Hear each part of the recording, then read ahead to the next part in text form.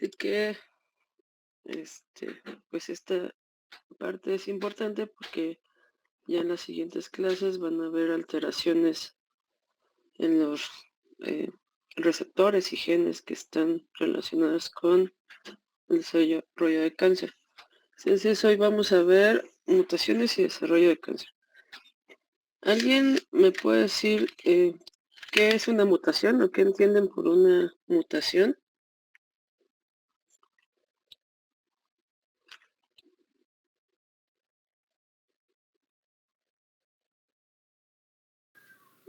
Sería algo así como una especie de alteración que no es como regular. Sí, ciertamente son alteraciones que no están presentes de forma normal. Estas alteraciones se dan principalmente a nivel de DNA, y una vez que se tiene una alteración, obviamente va a, a repercutir sobre la transcripción, parte de RNA y la función de la proteína. Entonces, la definición de mutación es un cambio en una secuencia que puede llevar a errores en la copia de DNA, por lo tanto también a la transcripción de RNA y a la producción de proteína. Y como ya habíamos visto antes, hay son varios los factores que pueden estar afectando o produciendo una mutación en las células. Las que más se han sido estudiadas, obviamente, es la radiación, exposición a radiación UV, la exposición también a rayos gamma, rayos X. Los químicos, los productos químicos, principalmente la exposición a humos, en este caso puede ser humo de tabaco, también humo de biomasa. Lo que se ha visto principalmente es humo de leña, también exposición a agentes como asbestos, algunos agentes también como las partículas de aire. Se ha visto que hay partículas, dependiendo del grosor, que pueden pasar y acumularse en pulmones, principalmente las partículas de tamaño 5 y las de 10 son las que más se ha asociado con el desarrollo de inflamación y también de cáncer. Otros, y los agentes infecciosos, el VPH es el que más se ha estudiado y se ha relacionado en el desarrollo de cáncer de cervix. También hay algunos estudios en donde el Helicobacter pylori está asociado con el desarrollo de cáncer de estómago y también de cáncer de colon, aunque todavía no existe una relación o no se ha confirmado muy bien esta relación. También en cáncer de pulmón se ha intentado asociar las infecciones por tuberculosis y también el desarrollo de cáncer, aunque también hay varios estudios donde han encontrado inserciones de fragmentos de TB en células de cáncer, pero todavía no hay una relación directa sobre el desarrollo de cáncer. Como también ya vimos, hay diferentes factores asociados al desarrollo de cáncer. Las primeras que serían las mutaciones de línea germinal. Como ya habíamos visto antes, estas mutaciones pueden heredarse y seguir a lo largo de la vida. Hay otras alteraciones que se pueden dar ya en edades más grandes o en niños cuando tienen alguna alteración o una exposición a mutagénicos, también lo que va a predisponer que puedan desarrollar cáncer, y estas mutaciones regularmente son mutaciones de línea germinal.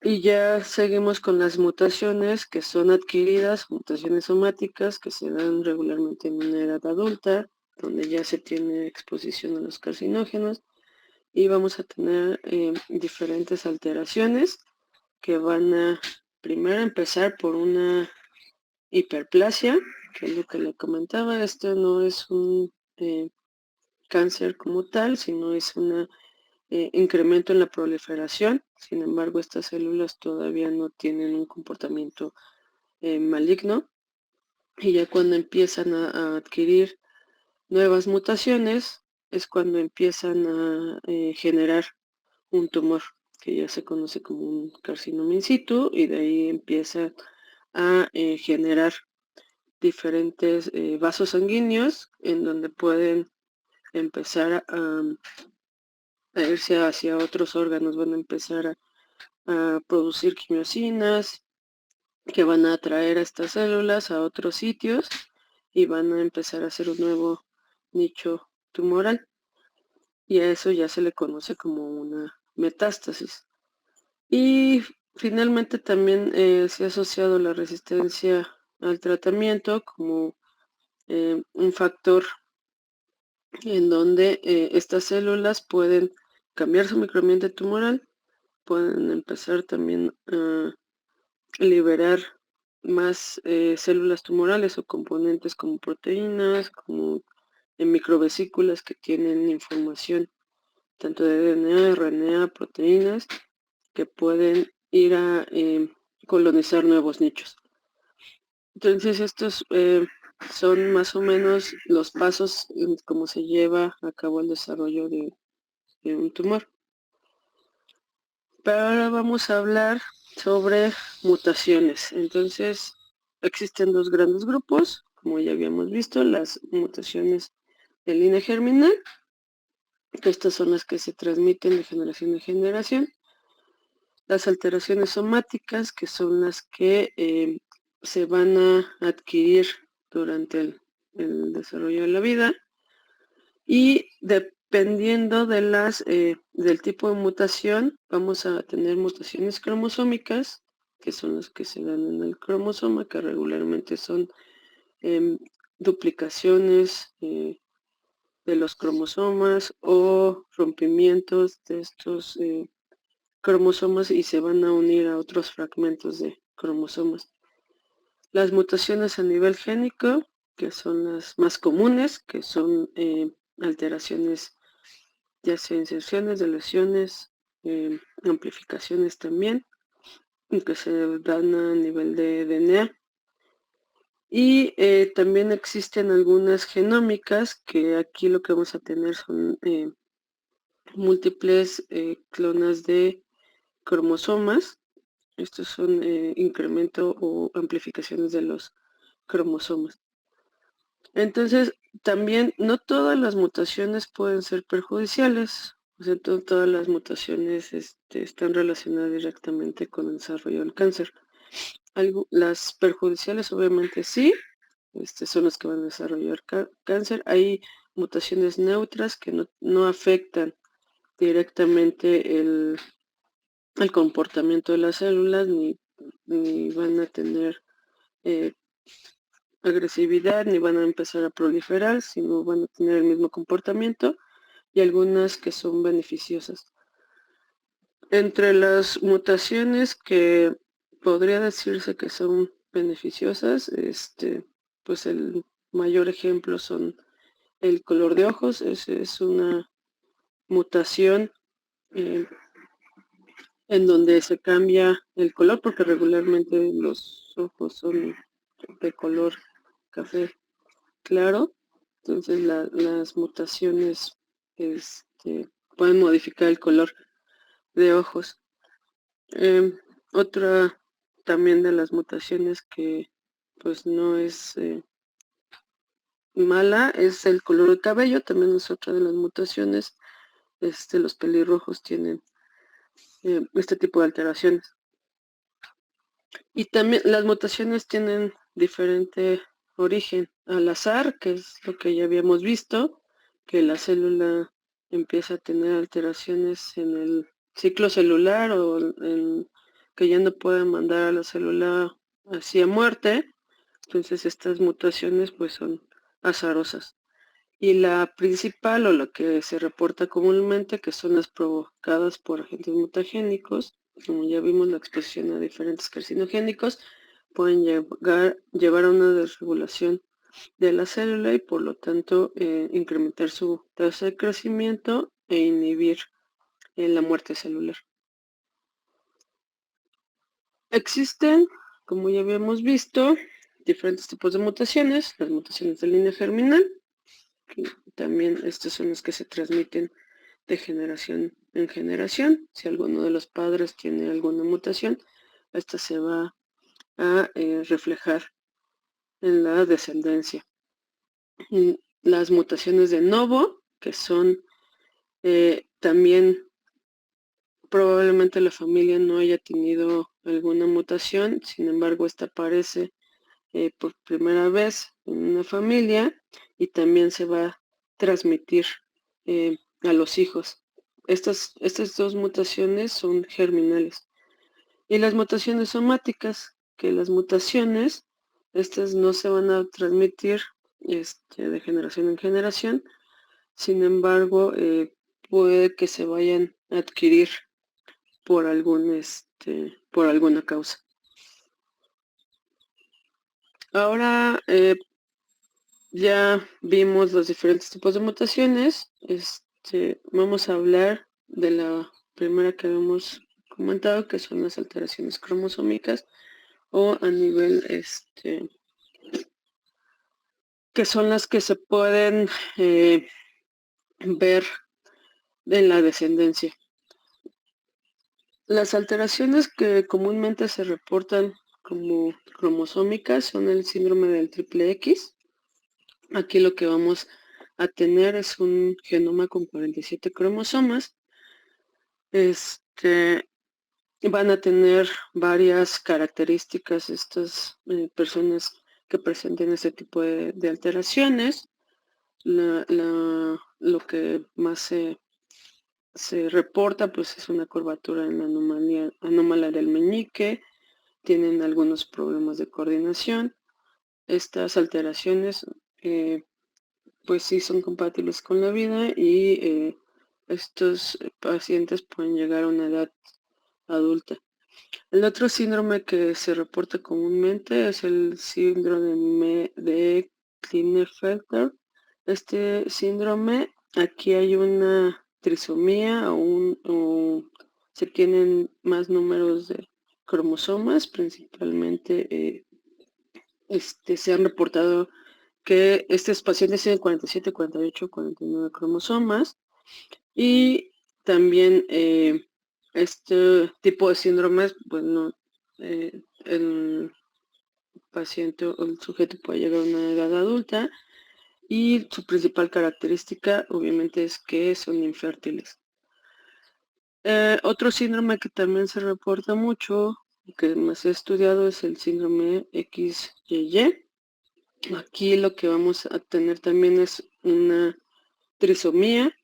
Vamos a tener un individuo con 47 cromosomas y algunas de las características que van a presentar es un incremento en el tamaño de la cabeza, pies planos, ojos anormales, separados y curvatura del meñique. Estas alteraciones se presentan en la población y la mayoría de los que tienen alguna alteración de este tipo, pues pueden llegar a una edad adulta sin problema. El otro tipo de mutaciones, y esto ya hablando directamente de la línea somática, que son alteraciones que se van adquiriendo, y las que más se han reportado, las que se reportan, son las mutaciones puntuales. Estas mutaciones puntuales es el reemplazo de un par de bases por otra. Ocurre principalmente en zonas conservadas y llevan a una alteración de la función de la proteína que codifica. Entonces, este tipo de alteraciones son las que más se presentan en los tumores.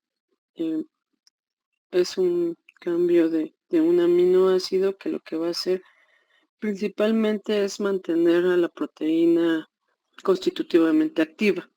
Entonces, como aquí muestra el ejemplo, tenemos aquí un cambio de una U, de una G por una U, por una C, y en lugar de ser una glicina, lo que vamos a tener es una alanina. Entonces, este cambio en la conformación de esta proteína ya le va a dar a la proteína, primero puede ser una conformación diferente, puede ser una pérdida en la parte extrínseca de la proteína, una pérdida en la parte intrínseca o la activación principalmente de la zona donde se pega el fosfato y la mantiene constitutivamente activa. Las otras alteraciones que se presentan comúnmente son las amplificaciones. Aquí lo que vamos a tener es la producción de los protoncogenes. Vamos a tener varias copias de estos protoncogenes y lo que vamos a tener son múltiples receptores. Este también es otra condición que se presenta específicamente para algunos genes. Los que más se reportan amplificaciones son en MET, también en el HER2 en mama, y el EGFR, que hemos visto que también está amplificado en cáncer de pulmón. Otra de las alteraciones que se pueden presentar son microdeleciones. Aquí lo que vamos a tener es que se pierde una base y esta zona ya no se va a transcribir. La sustitución es el cambio de un aminoácido. También las inserciones, aquí lo que vemos es que se inserta un aminoácido en una región y obviamente va a cambiar la codificación de la proteína, y algunas deleciones, ya sea macrodeleciones o que estos consisten en deleciones de exomas completos, y el principal ejemplo de esto es las ciclinas dependientes de sinasa, la 4 y la 6, en donde se pierde toda la reacción exónica que codifica para estas sinasas y ya no se va a presentar la proteína. O de lesiones más conservadas, podría decirse, como son las de lesiones del exón 19 del gen de GFR, que también es una pérdida de aproximadamente 100 pares de bases. Entonces, todas estas alteraciones van a afectar directamente la producción de las proteínas. Otra de las alteraciones que se presentan son los rearreglos cromosómicos. También lo que habíamos visto ya anteriormente es que la fracción de un cromosoma se rompe y lo que hace es transferirse a otro cromosoma. Y la región del otro cromosoma se transfiere al cromosoma inicial. Entonces aquí vamos a tener variantes, dos porciones diferentes de dos proteínas diferentes que se van a estar expresando en la célula tumoral.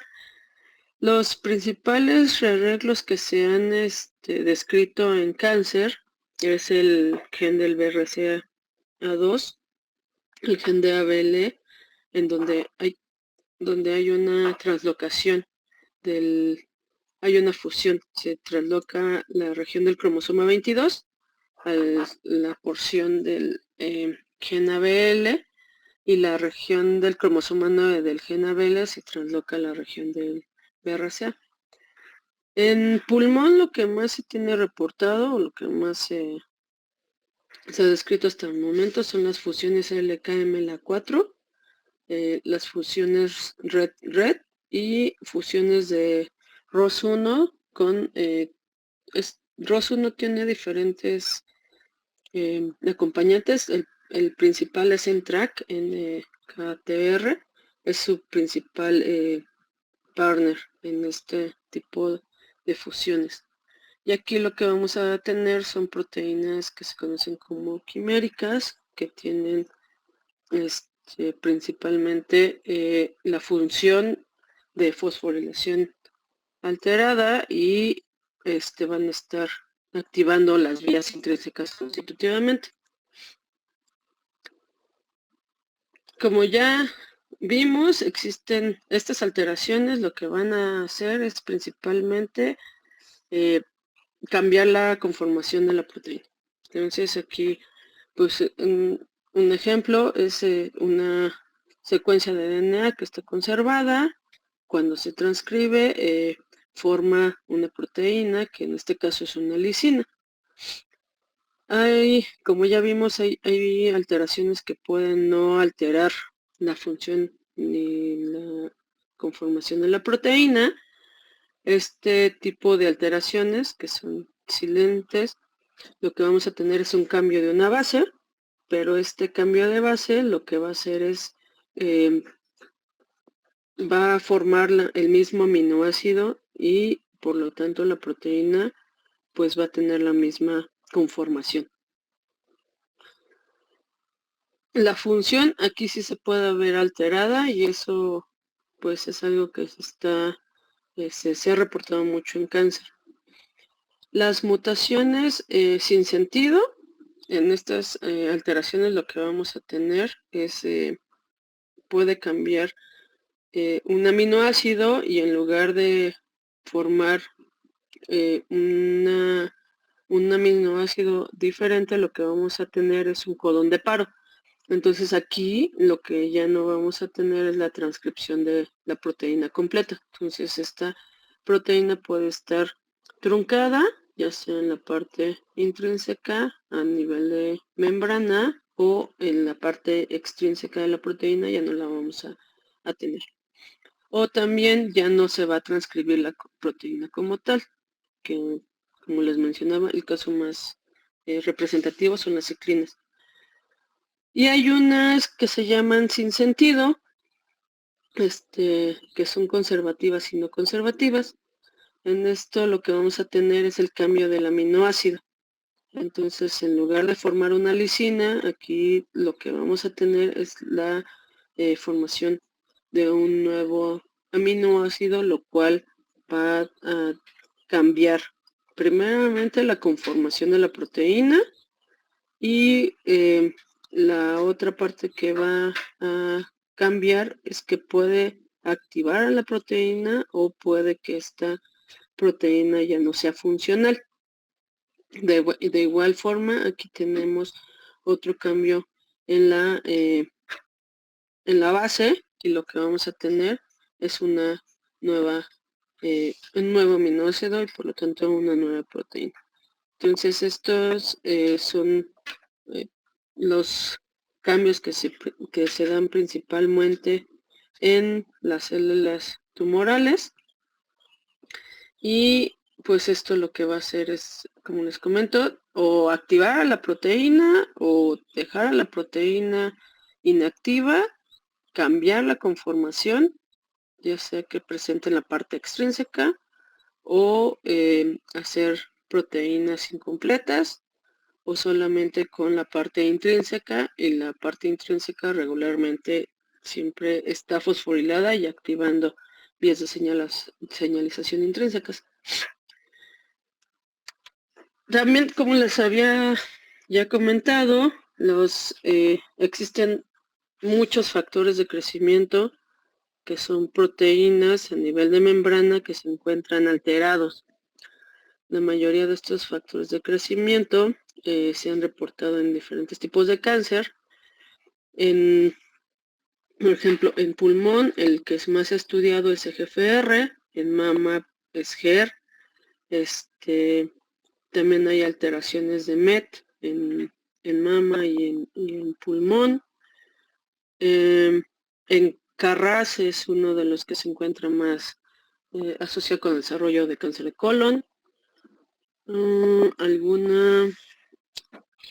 El EGFR, pero la variante 7 se está asociada mucho con el desarrollo de glioblastomas, tumores cerebrales, y la mayoría de estas alteraciones, como ya habíamos visto, pueden tener mutaciones. Las mutaciones lo que van a hacer es activar las vías intrínsecas de señalización. Entonces aquí hay algunos ejemplos. Por ejemplo, aquí tenemos una mutación secundaria. Esta mutación secundaria se da a nivel de la región intrínseca de la proteína, y lo que va a hacer es cambiar la conformación del pocket donde se une el ATP, y va a mantener esta proteína constitutivamente activa. También una de las alteraciones que se van a presentar en este tipo de receptores que son secundarias y terciarias es la conformación del pocket, ya que puede hacerlo mucho menos, que tenga mucho menos estabilidad, y se pueda modificar muy fácilmente, y hay medicamentos que se dan que una vez que se insertan en el pocket, la célula puede mover esta conformación y puede liberar el medicamento, y eso hace que estas células sean resistentes. Hay alteraciones como las fusiones que también ya habíamos visto, que lo que hacen es cambiar la conformación de la proteína. Entonces aquí también podemos tener una alteración, principalmente de fosforilación, que va a hacer que la proteína esté constitutivamente activa. Aquí ya nos vamos a meter un poquito más para que vean cómo es que funcionan las proteínas a nivel de membrana. Entonces, estas son receptores de la familia de factores de crecimiento, que está dividido en 4 grupos. Los principales, los que más se han reportado, es GFR y HER2, HER3. Estos son de la misma familia. MET es de otra familia, y los FGFR también son de otra familia. Entonces, todos estos regularmente lo que hacen es activar la vía PI3K, mTOR, y también la vía STAT3, o la vía de Merck-ERK. Entonces, toda esta vía está relacionada con la proliferación celular. Otro de las alteraciones que van a escuchar regularmente son las alteraciones en el gen de Carras. Esta es una alteración a nivel de proteínas intrínsecas. Lo que vamos a tener aquí es una mutación puntual, regularmente en el codón G12C, que es la más reportada, aunque existen G12D, G12V. Y esto lo que va a señalizar es la vía de RAF, MEK y ERK. Todas estas lo que van a hacer es fosforilarse y ir activando la vía de señalización hasta llegar a la proliferación celular. Otra cosa importante es que estas vías pueden activarse por distintos factores de crecimiento, aunque la vía preferencial, digamos, de todos estos receptores es la vía PI3K mTOR. En algunas de ellas, estas vías, cuando se inhiben, lo que va a hacer la célula es ir por otra vía de señalización. Entonces, por eso es muy difícil o se vuelve complicado tratar de inhibir el crecimiento solamente con una sola medicación. Digamos, la mayoría de estos receptores ya tienen medicamentos específicos que se conocen como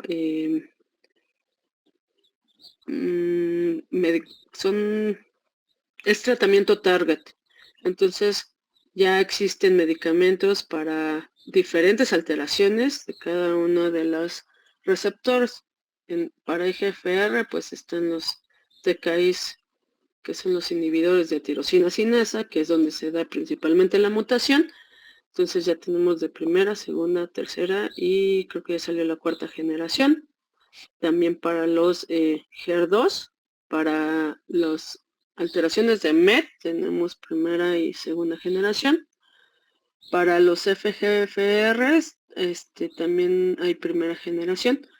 Para los BCARRAS ya tenemos primera y segunda generación. Entonces, la mayoría de estos medicamentos están relacionados su principal función es unirse al pocket donde se da la fosforilación, evitando que la proteína se desfosforile, y lo que va a hacer es inhibir el crecimiento. Pero la mayoría de estos medicamentos, como les comento, tienen como cierta vida media de acción. La mayoría de los pacientes va a empezar a hacer resistencia en algún periodo de tiempo. La media más o menos de respuesta para los pacientes con EGFR puede ser de 2 años aproximadamente con inhibidores de tercera generación. Para los de RAS, que es una alteración que hace como 3 años es cuando salió el inhibidor, las respuestas no han sido las mismas que en EGFR, y en RAS lo que tenemos son sobrevidas de 6 meses a 1 año antes de que empiecen a progresar. Entonces sí es muy importante el tipo de alteración que presenten, ya que esto define qué tan eficiente va a ser el medicamento, qué tan eficiente va a ser la terapia en estos pacientes. Y como les comento, pues el factor de crecimiento epidérmico es el que ha sido más estudiado, principalmente en pulmón, es donde se han realizado múltiples terapias. Ya tenemos 4 generaciones de inhibidores de tirosineasa, y aquí es un claro ejemplo de qué tipo de alteraciones se pueden presentar en en las regiones de la proteína.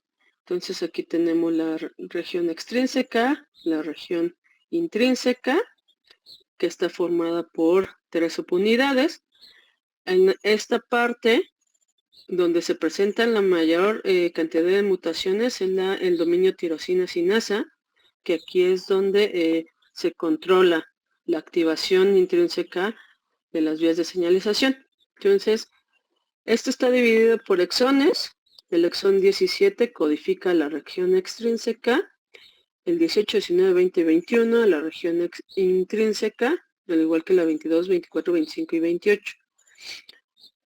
Los en donde se han reportado la mayoría de las alteraciones oncogénicas en este gen es en la región del exón 19, el 20 y el 21.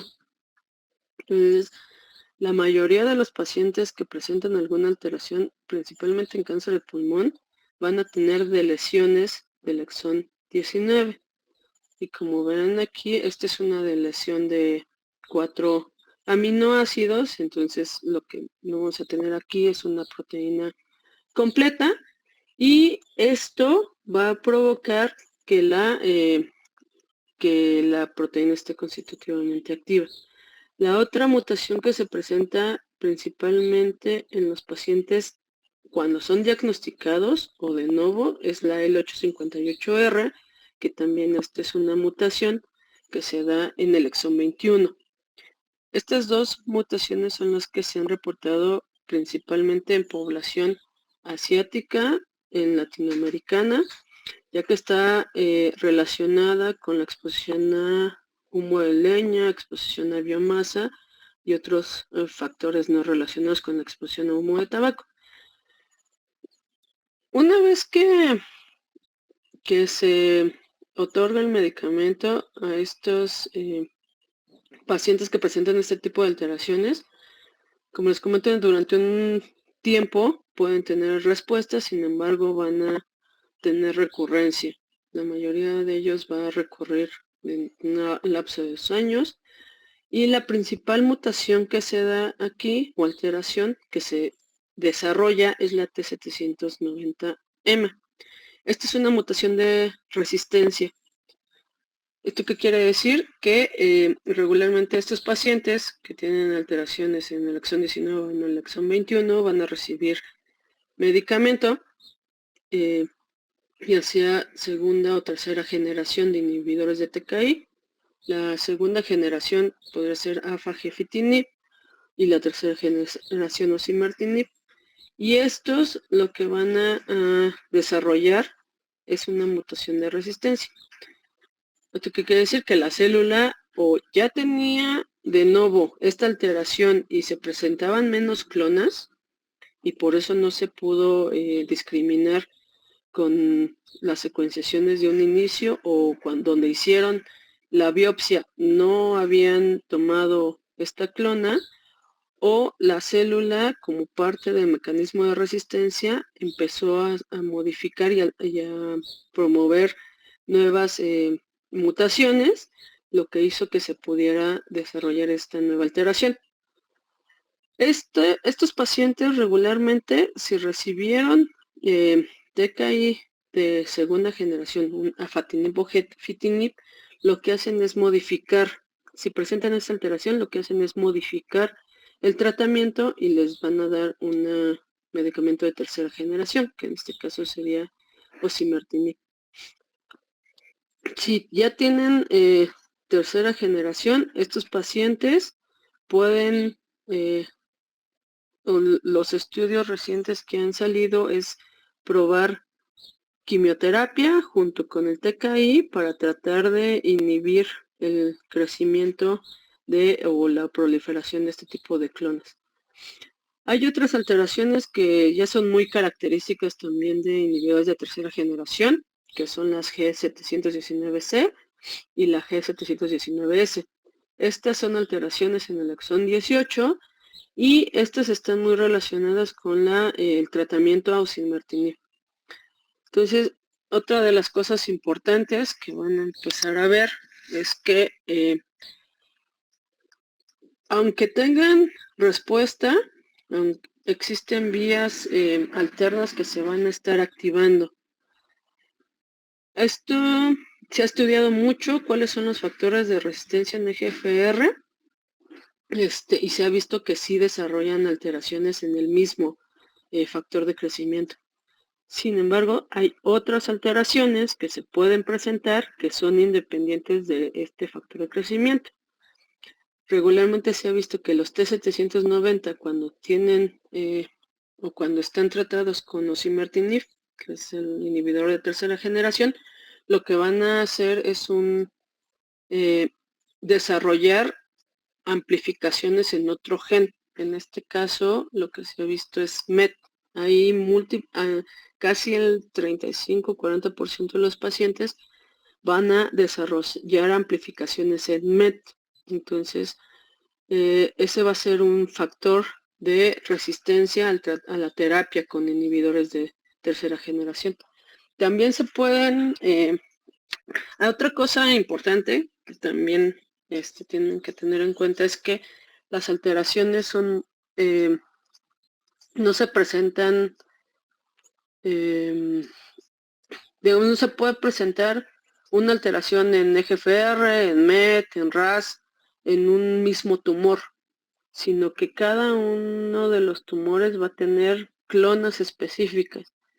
Digamos, si aquí se detectó inicialmente un factor de crecimiento epidérmico, este paciente regularmente no va a tener alteraciones ni en RAS, ni en MET, no va a tener fusiones.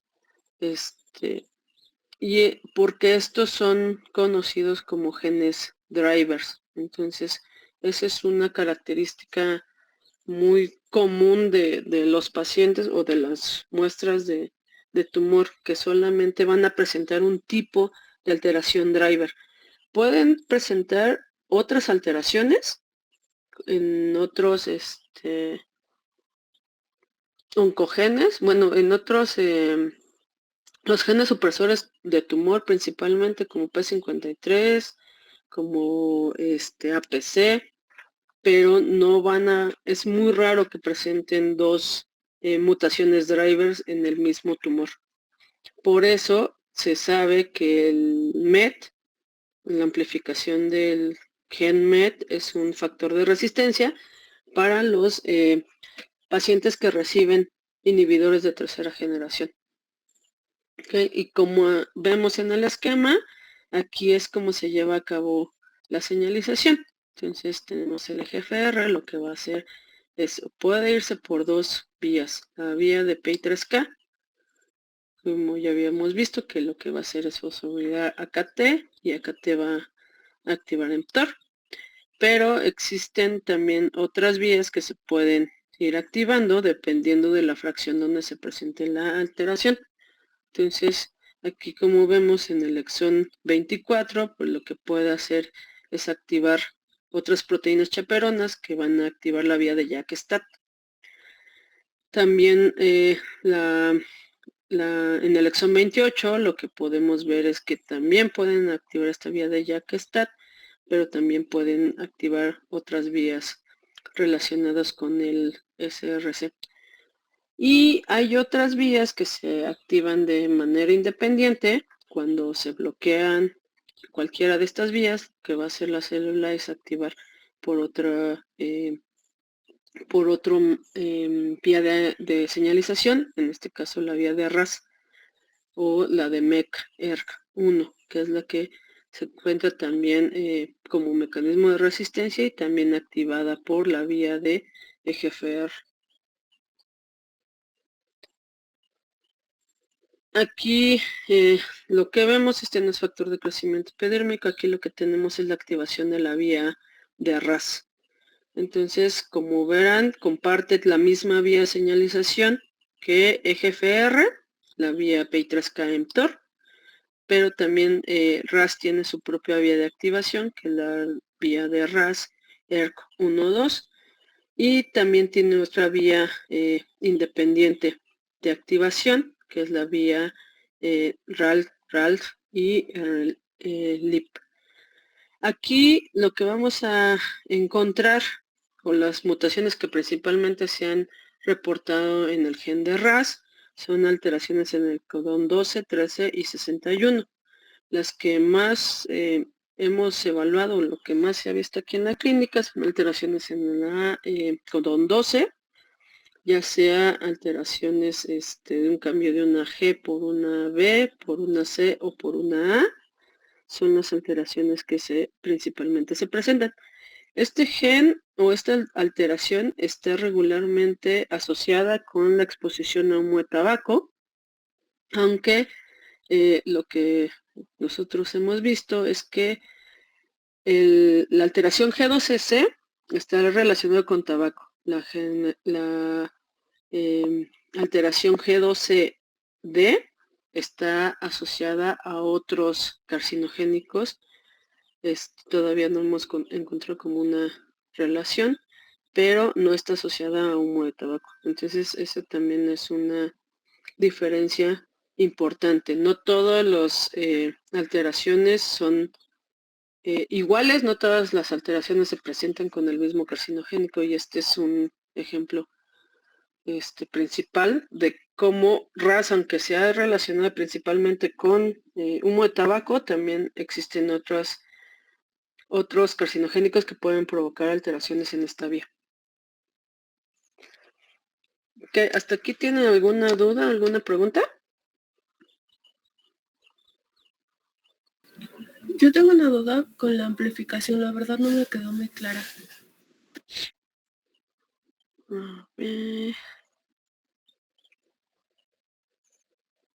La amplificación. Aquí lo que vamos a tener es que tenemos un protoncogen. Entonces, lo que vamos a tener son múltiples copias de todo el protoncogen. Aquí no es que tengamos alteración sobre la proteína directamente. Aquí lo que vamos a tener son múltiples copias de este gen, que lo que va a hacer es codificar para presentar múltiples proteínas, pero aquí lo que se va a amplificar o lo que se va a traducir o lo que vamos a tener son múltiples copias de esta región exónica del DNA que codifica para este gen. El ejemplo principal pues es MET. MET vamos a tener múltiples copias del gen de MET. No es tanto la proteína, sino del gen completamente de MET.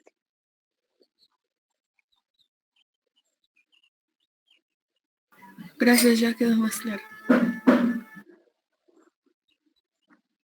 ¿Alguien tiene alguna otra duda o pregunta?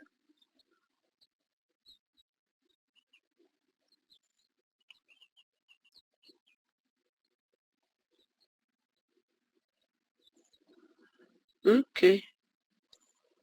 Pues ahora vamos a entrar a algunas cuestiones de cómo se determinan o cómo se hace la determinación de alteraciones, principalmente en la parte clínica, como parte del diagnóstico.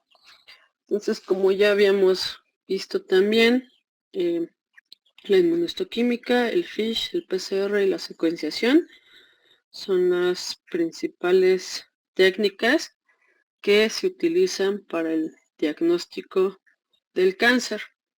Entonces, el primero que vamos a estar hablando es la inmunohistoquímica. La inmunohistoquímica, lo que vamos a ver principalmente es la expresión de proteínas. Aquí lo que se utiliza es una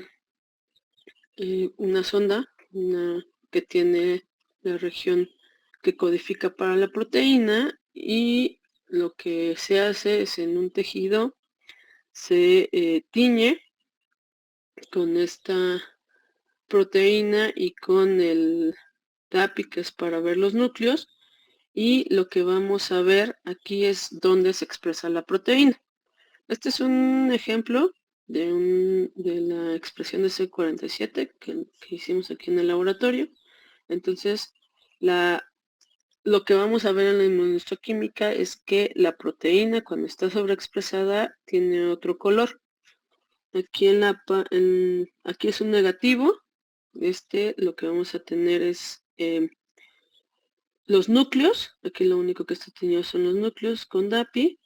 Aquí vamos a tener una expresión ya a nivel de membrana. Aquí se pueden distinguir también si son citoplasmáticas o si son intracelulares. Entonces, lo que tenemos aquí es una expresión débil o baja de la proteína. Sin embargo, ya tenemos la expresión, y todos los puntitos cafés que se ven, o el color café, ese es positivo. Aquí ya tenemos una mayor expresión de la proteína, por lo tanto vamos a tener mucho más puntitos y también mucho más color, y aquí es una expresión muy alta de la proteína.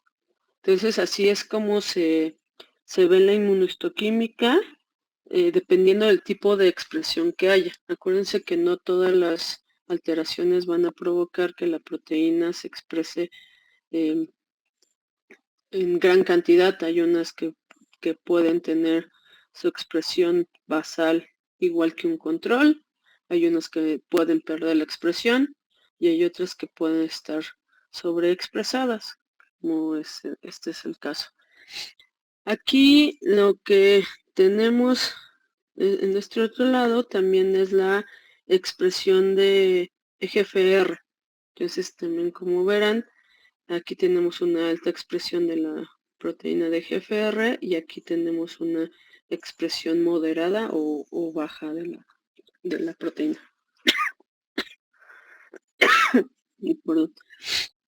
Entonces, la inmunohistoquímica, para lo que se utiliza principalmente es para ver la expresión. Entonces,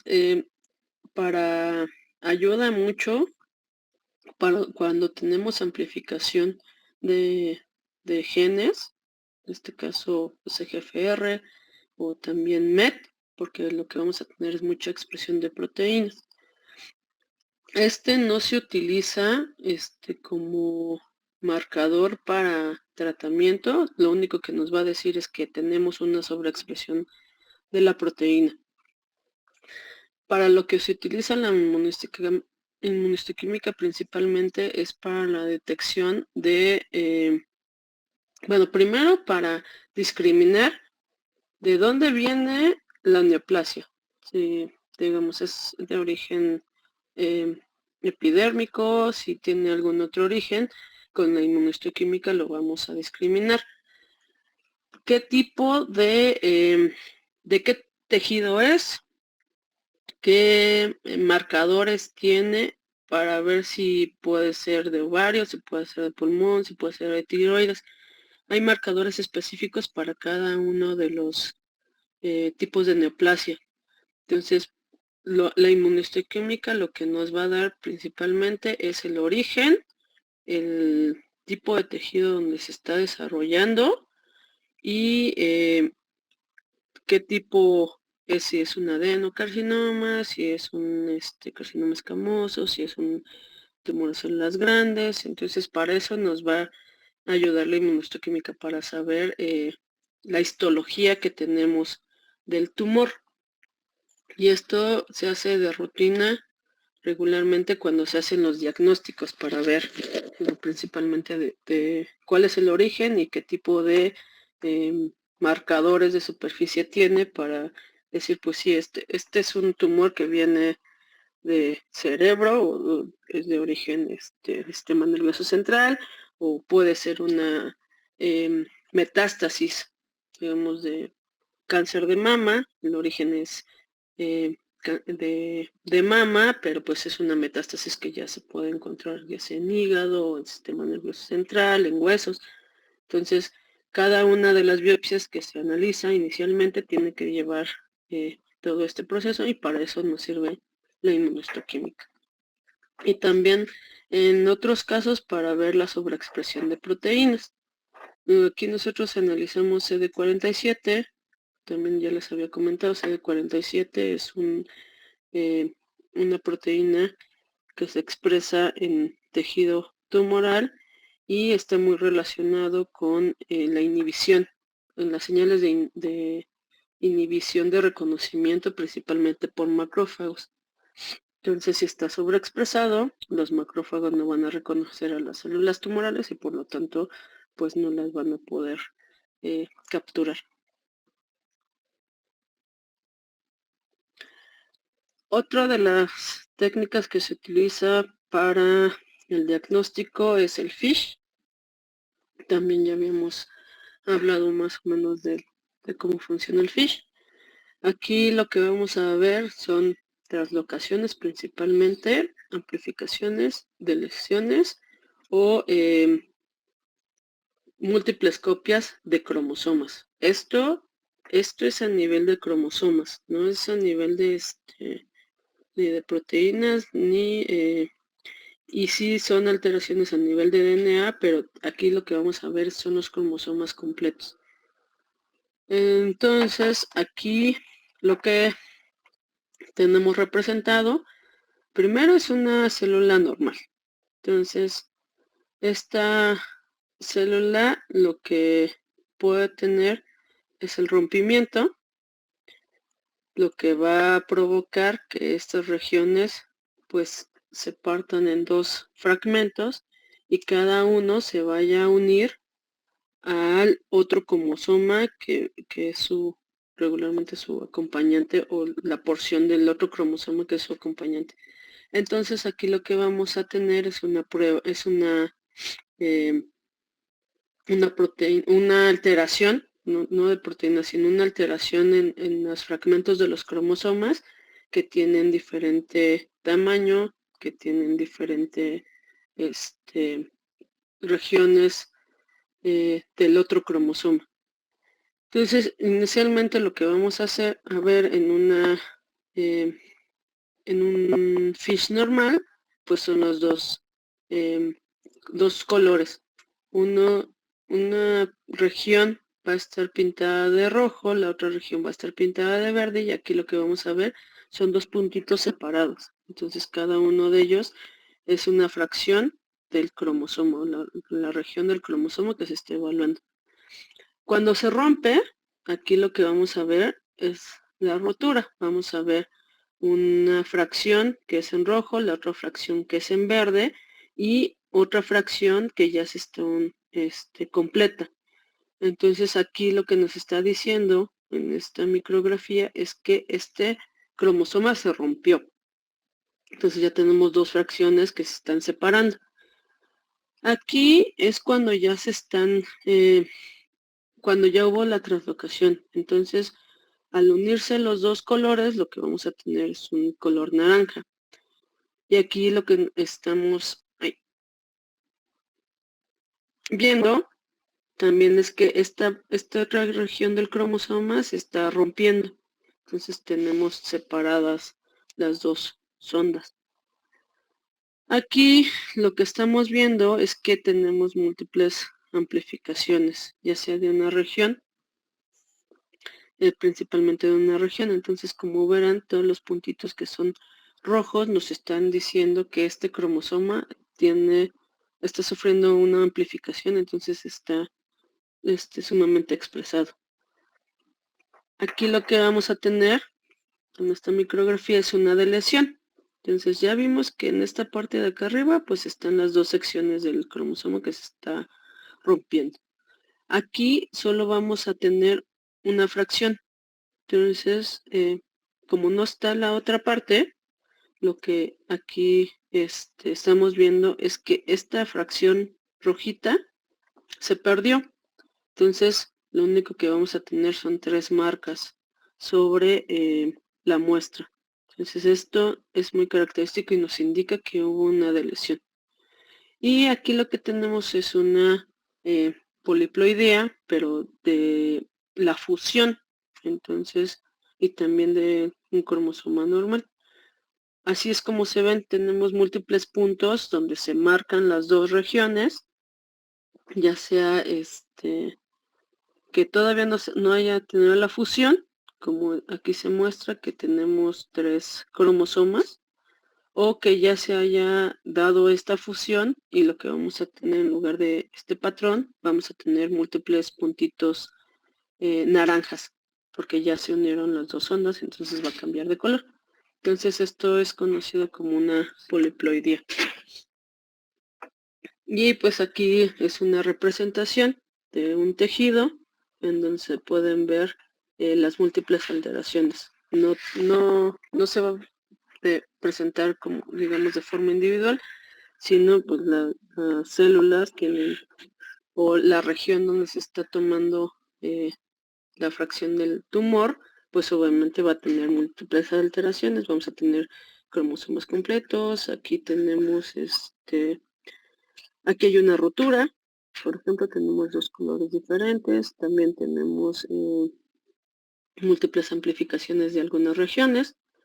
Entonces así es como se va a ver en el microscopio una sección de un tumor y lo que se hace es contar los puntitos para ver cuál es lo que predomina, si son las amplificaciones, si son las fusiones, si son las deleciones. Y ya con base en esto es como se determina qué tipo de alteración tiene el tumor. Pero así es como se evalúa un FISH. Y la otra que yo creo que es de las que más se utilizan, ya sea para hacer para ver alteraciones a nivel genómico y también de RNAs, es el PCR o la secuenciación de nueva generación.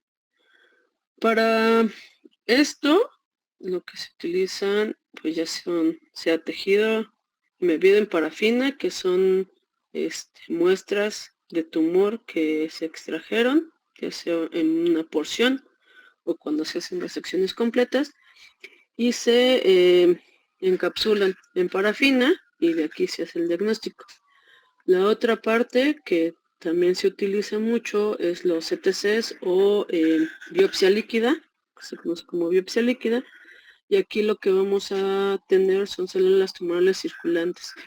Entonces se toma sangre y lo que hace es la separación de células mononucleadas mediante un proceso en donde se van a obtener células tumorales circulantes o se van a obtener microvesículas. Y la otra parte de donde se hace la extracción es de tejido en fresco. Estas muestras son regularmente las que se utilizan para el diagnóstico la de parafina y la de enfresco, regularmente es cuando se hace el diagnóstico, y los CTCs o en biopsia líquida es cuando no se tiene suficiente tejido para hacer el diagnóstico o cuando el paciente empieza a progresar y no se puede hacer una nueva biopsia. Entonces, estos son los 3 tejidos con los que regularmente se trabaja en el laboratorio, y aquí lo que vamos a hacer es la extracción, ya sea de RNA, DNA, para hacer el PCR o para hacer la secuenciación. Entonces, como les comentaba, pues la biopsia líquida ahorita es una de las herramientas que se utiliza para ver múltiples alteraciones. La principal pues es la expresión de genes y se utiliza regularmente para ver si algún paciente tiene progresión y si ha modificado su microambiente tumoral y si se pueden encontrar alteraciones en genes para ver resistencia y modificar la terapia.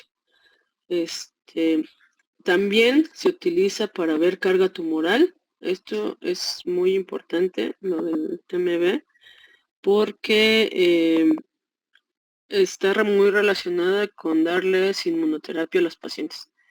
Si tienen un alto TMB y tienen alteración en PDL1, que es un receptor que está relacionado con inhibición de las células T, a estos pacientes pueden recibir inmunoterapia como terapia, bueno, más quimioterapia como principal tratamiento.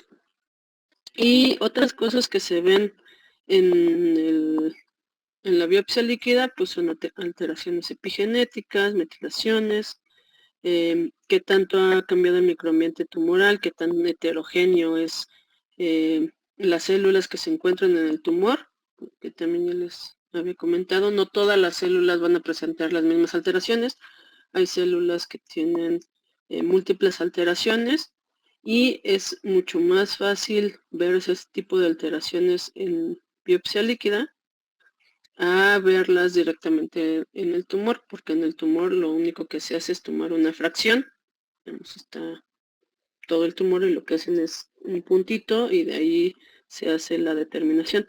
En cambio, en una biopsia líquida lo que vamos a tener es pues todo el flujo que pasa por el tumor, y esto pues se va a llevar a la sangre y de ahí vamos a poder obtener, como les comento, pues células completas de tumor, células que tienen fracciones de DNA, RNA o proteínas, algunas proteínas, algunas partes de la membrana.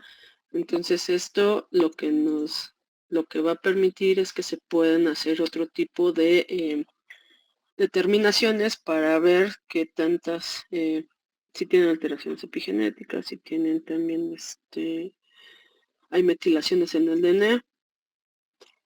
También como parte de las determinaciones que aún no tienen como mucho uso en la clínica, pero sí podrían tener un papel importante en cómo se comporta en tumor, pues son los RNA de interferencias. Ahorita están estudios ya fase 1 y fase 2 de algunos inhibidores para los MIRNAs, que se ha visto que también participan en la regulación oncogénica, y vesículas extracelulares. Y como les comento, esto también nos va a dar información de cómo es que se está modificando el microambiente tumoral. Si ya esto se utiliza regularmente para ver respuesta inmune.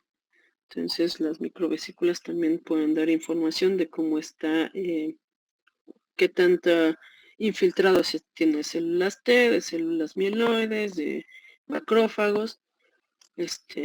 Para esto regularmente se utiliza la determinación de vesículas. Entonces, pues estos son los principales usos o las principales formas de ver biopsia líquida.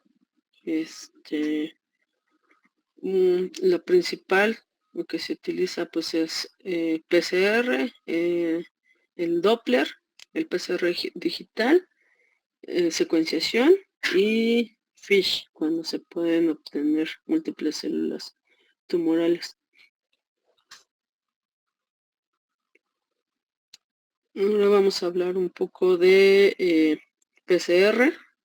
El PCR, lo que vamos a ver es el número de copias que tenemos de un gen. Entonces, para esto lo que tenemos que hacer es hacer la extracción de RNA.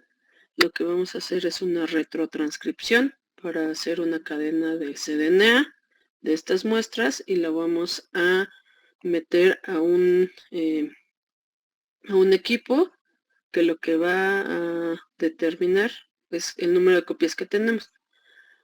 Para hacer esto necesitamos conocer primero qué región es la que vamos a evaluar, porque no vamos a evaluar todo el exón, la región exónica del gen, sino vamos a evaluar las regiones que son importantes para el diagnóstico. Como ya habíamos visto, pues el EGFR, en donde se va la principal alteración es en la deleción del exón 19, el 858R en el exón 21 y T790M en el exón 20. Entonces, aquí lo que utilizaríamos serían 3 ondas, 3 primers con las regiones específicas. En dado caso del exón 19, pues lo que vamos a tener es una secuencia, no vamos a tener esta región, que es donde sería pues la pérdida, la deleción, y vamos a tener la otra parte de la secuencia. En el exón 21, pues vamos a tener un cambio, una L por una R, en la región 858, entonces ese primer pues lo que va a tener es el cambio de la lisina en la región 858.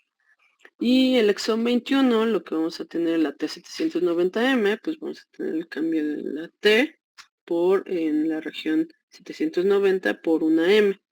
Entonces, se diseñan los primers de acuerdo, o los cebadores de acuerdo a las regiones que vamos a determinar. Lo que vamos a hacer, una vez que ya tengamos eso, la extracción, ya tengamos el cDNA, pues vamos a hacer un PCR. Aquí lo que vamos a ver es fluorescencia.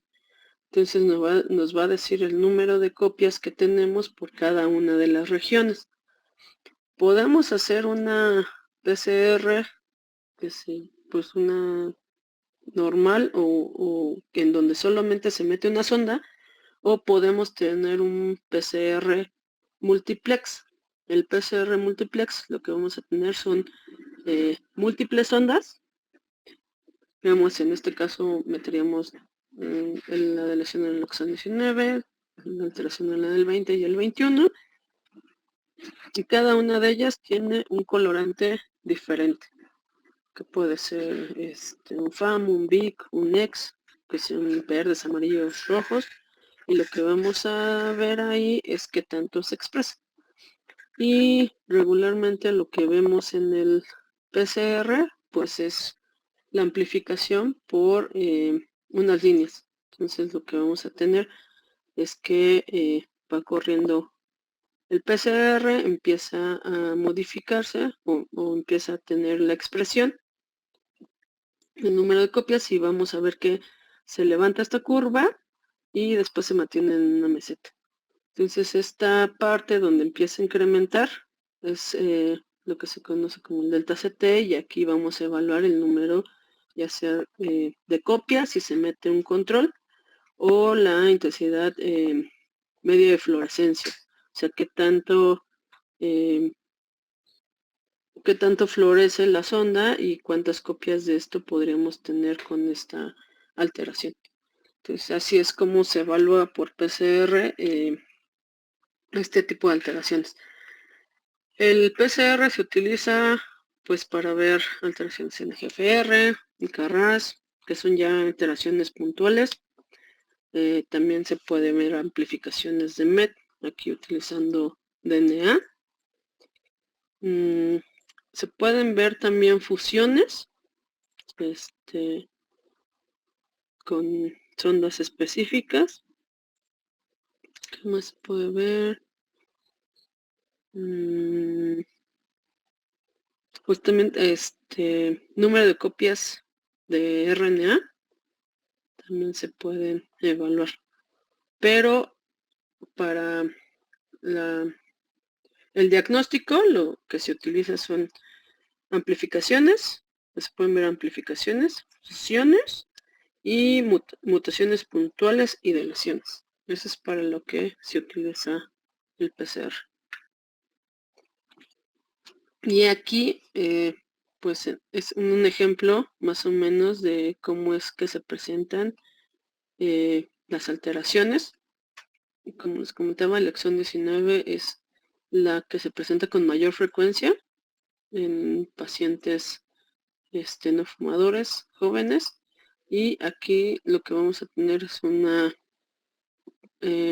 porcentaje de expresión del 45 al 50% de los pacientes que presentan alguna alteración en EGFR van a tener este tipo de alteraciones. La otra que se presenta es la mutación del exón 21, casi un 30%. Y como les comentaba, estas alteraciones en el exón 20 regularmente son de resistencia. Entonces, esto es más o menos la distribución de las alteraciones que se presentan en el GFR. Okay.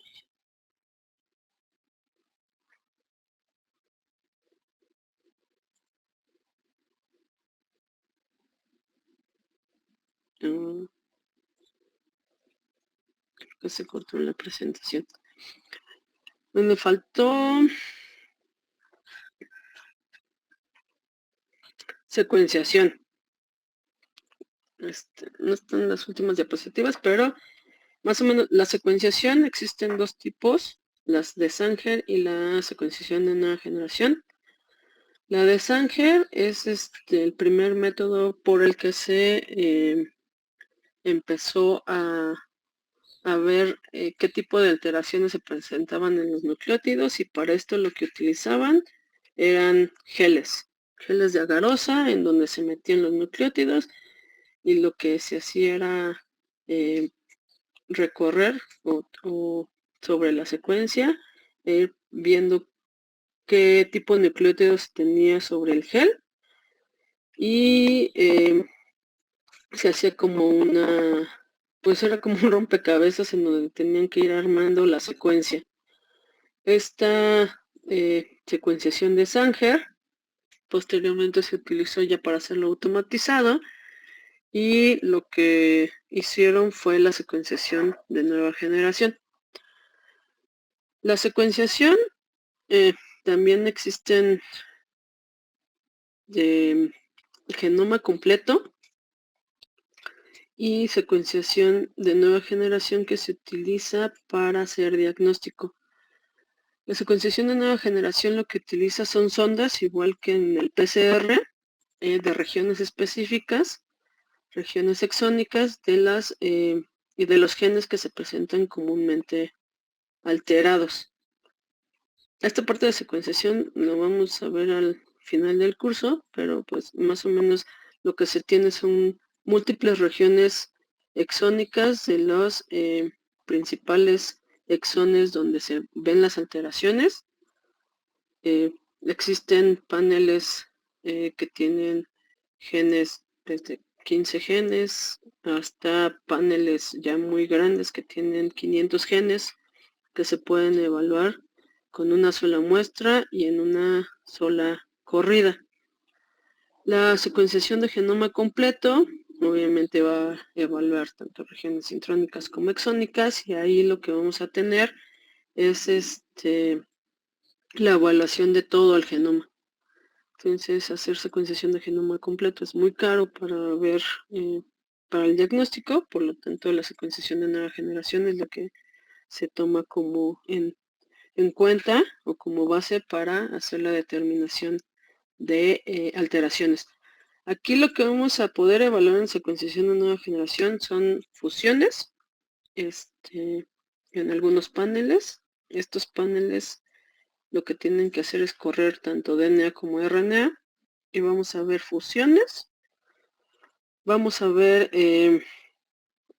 amplificaciones de algunos genes, vamos a ver mutaciones puntuales, podemos ver deleciones, podemos ver mutaciones sinónimas,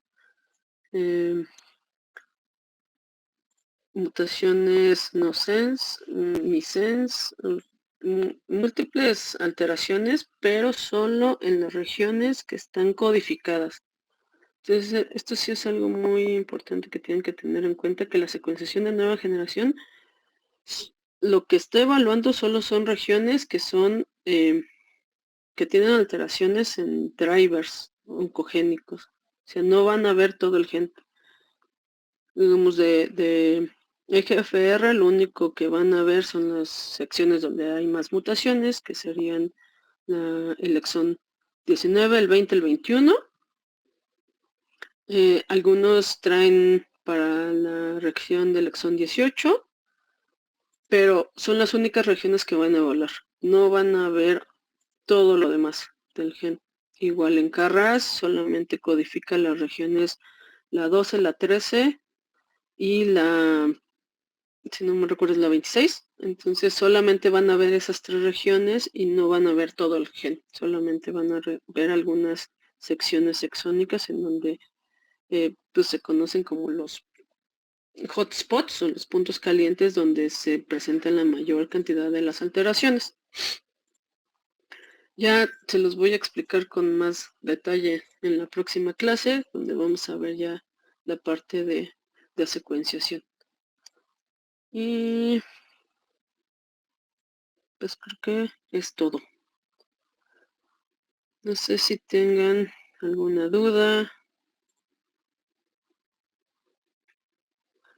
un comentario o algo.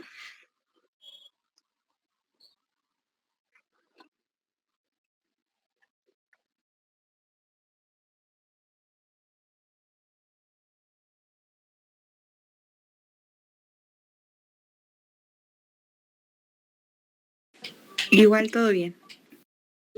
Yo tengo un comentario, no es tanto de la clase, pero sí una duda. No sé si vio ayer la noticia de que según Rusia anunció que encontraron como unas posibles vacunas para la cura de ciertos tipos de cáncer. No sé si vio la noticia y qué piensa sobre eso.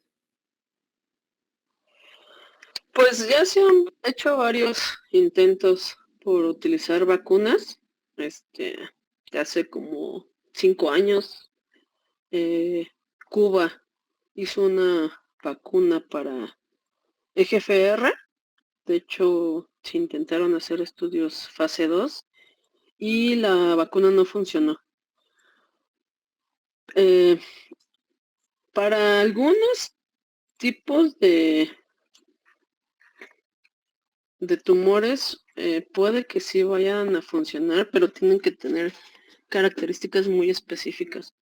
Como les digo, EGFR intentaron hacer la vacuna.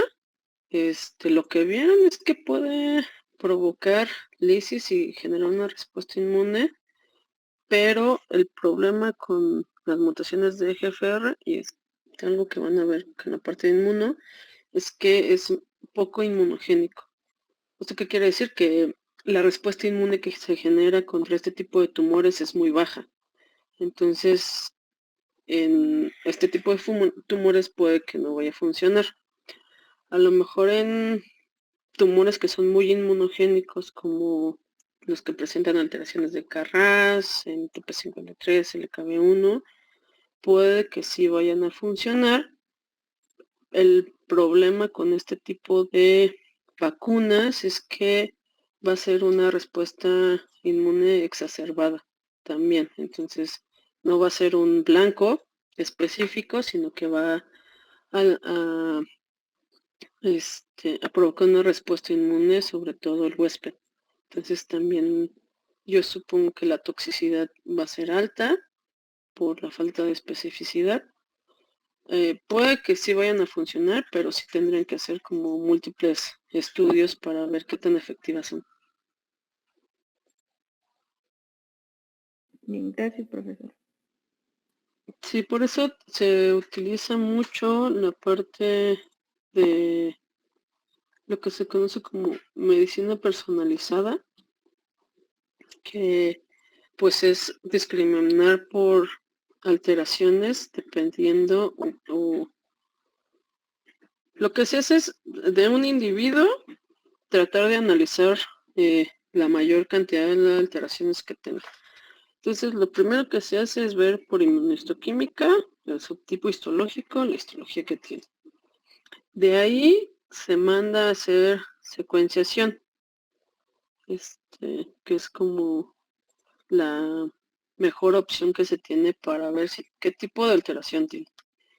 ¿Tiene algún driver? Pues, digamos, tiene pues, una alteración en GFR, CARRAS, GER, MET, BRAF, las fusiones, SML, ALK, ROS, RED. ¿Por qué esto? Porque estos tipos de alteraciones ya tienen un tratamiento específico.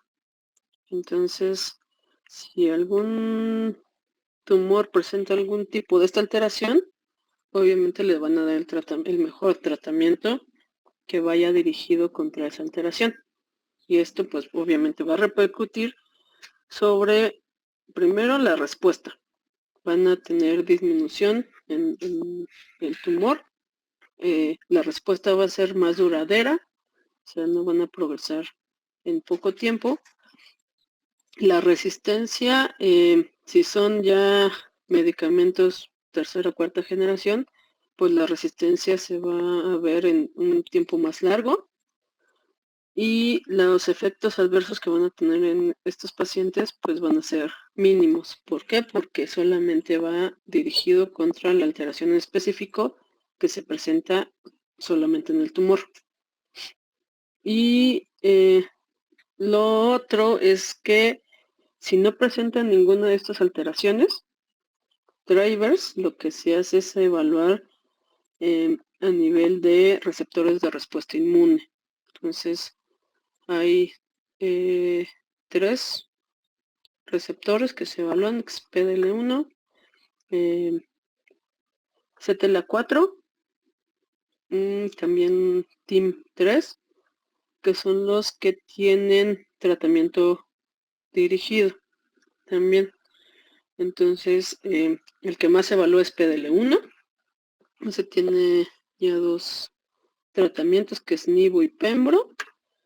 Y lo que hacen también junto con la parte de inmunohistoquímica, que es como se evalúa PDL1, está la parte de secuenciación. Entonces, si los pacientes tienen un TMB alto, o sea, una carga tumoral alta, mayor de 10, y tienen un PDL1 mayor del 50%, estos pacientes son candidatos a recibir inmunoterapia como tratamiento de primera línea, ya sea inmunoterapia sola o inmunoterapia combinada con quimioterapia. Y también, obviamente, la respuesta que van a tener pues es mayor porque es terapia dirigida, la calidad de vida de estos pacientes también va a ser mejor a una quimioterapia sistémica y la supervivencia va a ser mayor. También llegan a presentar cierta resistencia a los fármacos, pero también el tiempo que tienen de respuesta es mucho mayor a recibir una terapia que no sea dirigida. Por eso, pues es muy importante, pues prácticamente ponerle nombre y apellido al tipo de tumor o alteración que presenta o que se tienen o que se pueden evaluar en este tipo de tumores. Y entonces cada paciente va a tener como una reacción distinta al tratamiento que se le dé. Sí, por eso se conoce como medicina personalizada de precisión, porque pues digamos, tienes un subgrupo de pacientes que presentan a lo mejor alteración en el exón 19 de GFR. A algunos de ellos les das terapia con afatinib. Algunos de ellos van a tener respuesta y otros no. Entonces ahí es la segunda parte, que ¿por qué unos pacientes se responden y por qué otros no? Puede estar relacionado con el tipo de otro tipo de alteraciones que presentan en el tumor, o también puede ser porque el medicamento les puede causar efectos tóxicos. La mayoría de los pacientes que reciben afatinib presentan como efecto secundario la diarrea. Hay unos que presentan, no lo pueden tolerar, entonces tienen que bajarle la dosis. Y hay otros que sí pueden tolerar esa dosis. Entonces también depende mucho pues, de la alimentación, de a lo mejor qué tanto pueden sintetizar el medicamento. O sea, ya son cosas más individualizadas. Y sí, hay algunos pacientes que aunque tengan la misma mutación y les des el mismo medicamento, van a progresar más rápido, u otros sí van a tener una respuesta mayor. De hecho, aquí tenemos una paciente que ya tiene como 12 años. Desde que salió el primer TKI, le dieron ese tratamiento y pues ya progresó, tuvo una mutación de resistencia, una T790, le cambiaron el medicamento y ahorita sigue con la terapia de tercera generación. Hay otros pacientes que tenían la misma alteración y sin embargo, aunque recibieron el mismo tratamiento, pues no, la supervivencia fue mucho menor. Entonces, pues se trata de hacer lo más individualizado posible. En un mundo ideal, pues sería la mejor opción. Muy bien, gracias, maestra.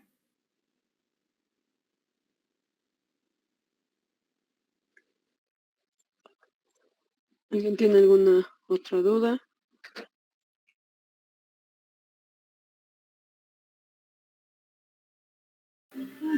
Por el momento no.